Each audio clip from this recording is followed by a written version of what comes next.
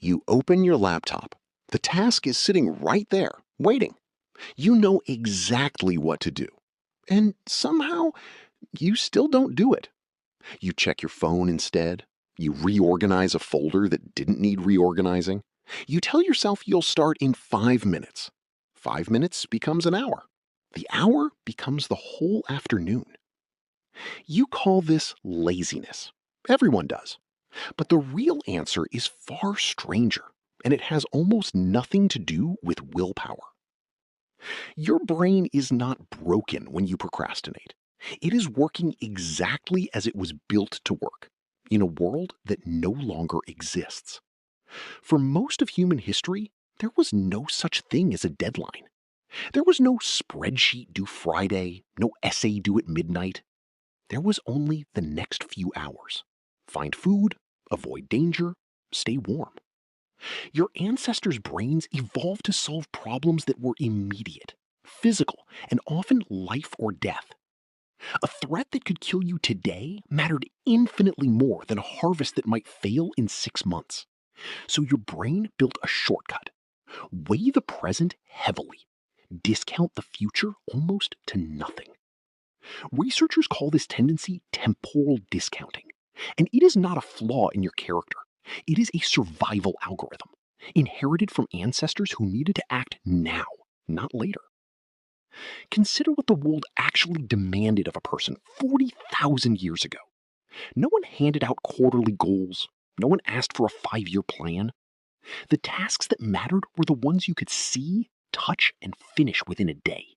Gather enough food before dark. Repair the shelter before the storm. Notice the rustle in the grass that might be nothing or might be everything. A brain that lingered too long on abstract, distant possibilities was a brain that missed the very real danger 3 feet away. Natural selection does not reward patience for its own sake. It rewards whatever keeps an organism alive long enough to reproduce. And for nearly the entire span of human existence, staying alive meant reacting instantly to the present, not carefully weighing a future that most people never lived long enough to see anyway.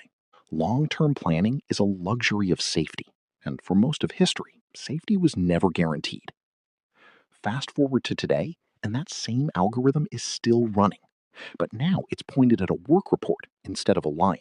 Here is what is actually happening in your skull when you avoid a task. Two systems are arguing.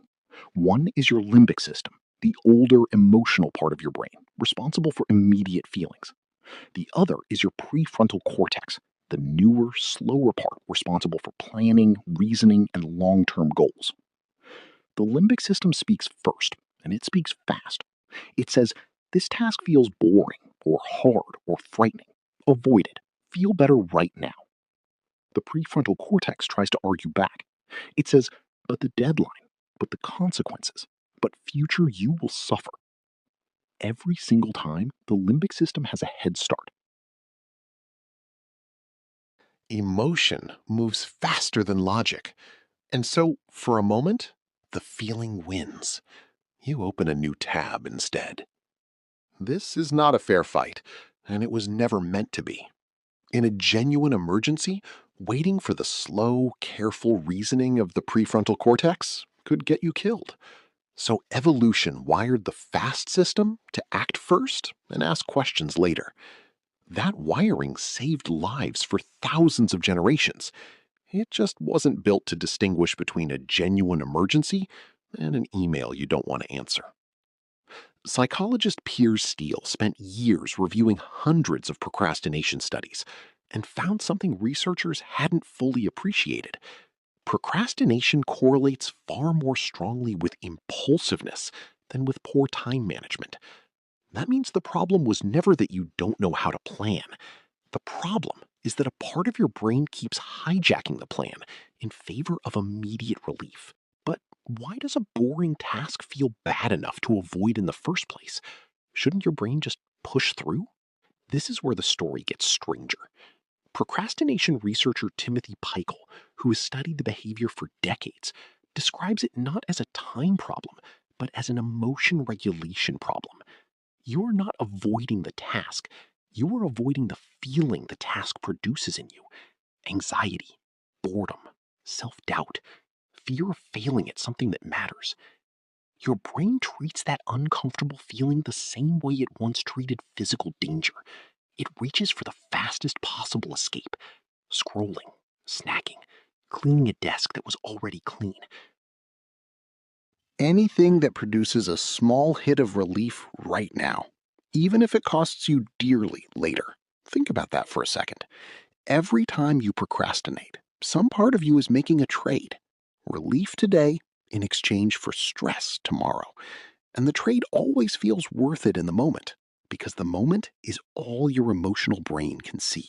There is a term for this mismatch: the present bias. Economists and psychologists use it to explain why people underprepare for retirement, delay doctor's visits, and yes, put off the report sitting open in another tab right now. Present you is a completely different decision maker than future you, and present you almost always wins. Notice how this plays out in places that have nothing to do with office work. People delay saving money for a retirement that feels impossibly far away, even when they understand the math perfectly well. People skip the gym today because tomorrow always feels like a better, more motivated version of themselves is waiting to take over. People swipe away a doctor's appointment reminder because the appointment is abstract and the discomfort of making the call is immediate.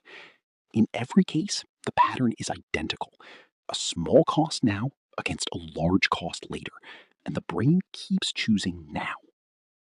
This is not a modern character flaw unique to a distracted generation. It is a documented feature of decision making that shows up across cultures, across income levels, and across history. What has changed is not human nature.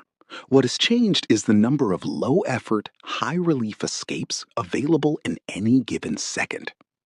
Your ancestors procrastinated too, but they didn't have a phone in their pocket offering an infinite scroll of instant relief. You do. So if it's not laziness and it's not poor time management, what actually breaks the cycle? Here is the counterintuitive twist. The instinct most people have is to fight procrastination with more pressure, harsher self talk, bigger threats about what will happen if you don't finish. You've probably tried this on yourself. How well did it work? Research led by psychologist Fuchsia Sorois points in the opposite direction. Her studies found that self compassion, not self criticism, is what actually predicts lower procrastination over time. People who forgive themselves for procrastinating in the past are less anxious about the task in front of them, and less anxious people are less likely to run from that task in the first place. That finding surprises almost everyone the first time they hear it. Shouldn't guilt motivate you? Shouldn't shame be a good enough whip to get things done? It turns out guilt does the opposite. Guilt adds another negative feeling to the pile, which makes the task feel even worse, which makes your limbic system even more desperate to escape it. You end up procrastinating about the thing, and then procrastinating again to avoid the shame of having procrastinated. The loop feeds itself. The way out is not more discipline stacked on top of more discipline. The way out is making the task itself feel less threatening to the part of your brain that reacts to threat. This is why breaking a task into smaller steps works so well. A giant, vague task like write the report reads as dangerous and overwhelming to your limbic system. A tiny task like open the document and write one sentence barely registers as a threat at all. Your emotional brain doesn't fight something it doesn't perceive as painful. It's also why starting is almost always harder than continuing. The first few minutes carry the entire emotional weight of the whole task. Once you're moving, the feeling that made you want to run in the first place usually fades. You were never actually afraid of the work. You were afraid of the feeling of beginning it. Look at where you are right now. How many tabs do you have open that aren't the task you're supposed to be doing? How many small comforts have you reached for in just the last hour, each one giving you 3 seconds of relief in exchange for one more delay? None of that is a character flaw. It's a very old survival system doing exactly what it was built to do, reacting to a modern task as if it were a modern day threat. There is something almost humbling in that reframe. The version of you that opens 15 tabs instead of writing the first sentence is not a weaker version of you. It is the same brain that once kept your ancestors alive by refusing to sit still near danger, now misfiring in a world built almost entirely out of comfortable, harmless dangers. A blinking cursor cannot hurt you. But the part of your brain in charge of that judgment has no idea, because it was never designed to tell the difference between a genuine threat and an uncomfortable feeling. Once you see the mechanism clearly, the task in front of you starts to look different too. It is not a test of your character. It is a negotiation between a brain built for urgency and a life built for patience. And negotiations can be won, not through force, but through understanding what the other side is actually afraid of. That is the strange comfort hiding inside all of this. You were never missing the willpower everyone else seems to have. You were running software that has kept humans alive for a very long time, just aimed at the wrong kind of danger. Knowing that doesn't make the task disappear, but it does change the fight. Instead of arguing with yourself about discipline, you can start noticing the moment the escape feels tempting and gently interrupt it before it takes over. Your ancestors' brains kept them alive by refusing to wait for anything that felt distant or uncertain. That same wiring is still sitting behind your eyes today, still discounting the future, still chasing the nearest available relief. The lion is gone. The instinct to flee it is not. You open your laptop again. The task is still sitting there, waiting. But now you know what's actually happening when you look away from it. It was never about laziness. It was a negotiation between two very old parts of your brain. And for a few minutes,